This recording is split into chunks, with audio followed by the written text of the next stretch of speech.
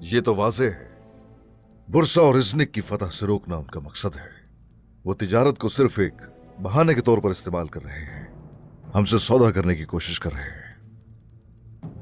हत्ता कि जो शादी हो रही है वो भी एक हमले के सिवा कुछ नहीं।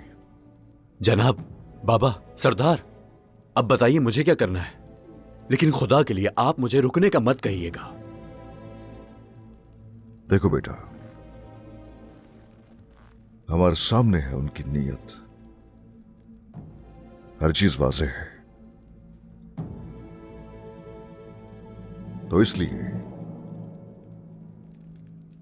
तुम गोंजा को कबीले लेकर आओगे।